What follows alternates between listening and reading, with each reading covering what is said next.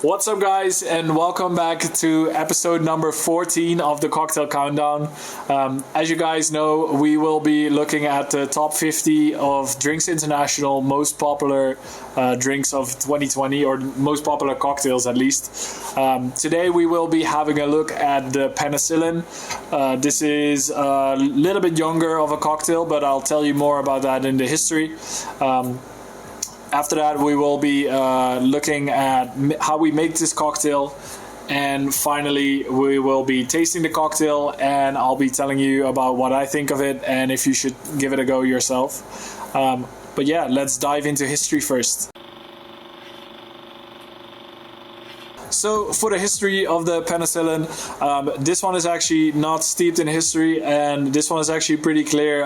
We have to go all the way back to 2005. Yeah, no, it's a ways back. For once, we have a cocktail creator that is actually still alive, which also is something new, I think.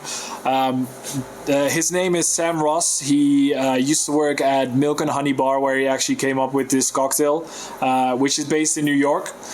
So is his new bar, which he actually co-owns now with one of his colleagues from back then. It's called Attaboy, and it's a pretty well acclaimed cocktail bar now, also in New York. So that I guess his genius kind of travels that way as well. The Penicillin in the baseline is a variation on the Gold Rush. The name probably derives from the ingredients that are being used that will help relieve your flu as it is. So like honey, ginger can sometimes help you, same as if you would drink a honey tea or a ginger tea, it could kind of pick you up a little bit. Same for this, so it kind of has those properties of some of those medicinal ingredients. So that's how we came up with the name. Yeah, and apart from that, since it's still a young cocktail, I don't have that much more for you guys. So let's get to making this cocktail.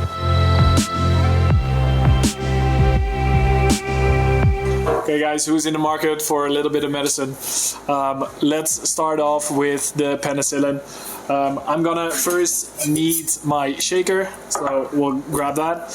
And then I'm gonna be starting off with scotch, a blended scotch. I'm gonna be using a Dewar's 12-year-old, which is a little bit, I like aged whiskey, I guess, in this one, but not too strongly that it overtakes too many flavors. So we'll be adding 2 ounces or 60 milliliters to our shaker. And then I have some freshly squeezed lemon juice, which is gonna be 25 milliliters, or about a little bit over 3/4 of an ounce, I guess. So we'll add that to our shaker as well. And then lastly, I have honey ginger syrup. You can easily make this at home. Make sure to check out the recipe in the description how to make this. I'll make sure to post it there for you guys. And we'll be using 25 milliliters of that as well. So we'll add that to our shaker. And then we have one more ingredient, but we won't be adding it till after we shake. So we'll make sure to ice up the glass first and also ice up our shaker. There we go.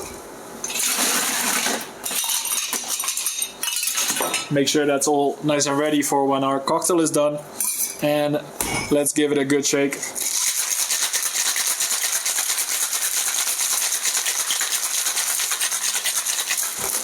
There we go. And then with the Penicillin, we're actually going to be doing a float.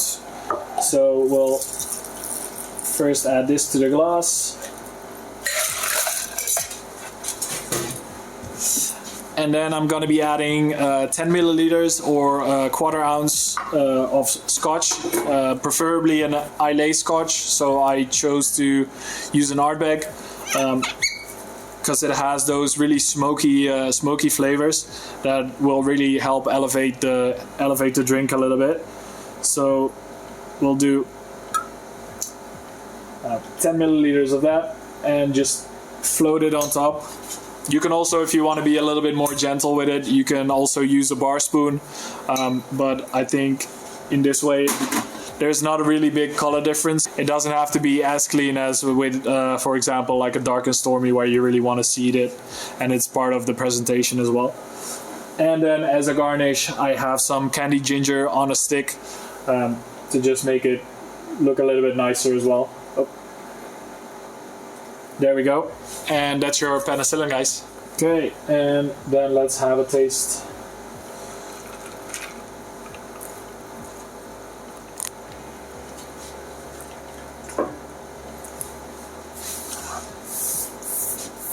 Ooh, that's nice. I mean, you guys know by now that I'm a whiskey drinker anyway. So if you add 2 whiskeys to a drink, that must be a good news anyway.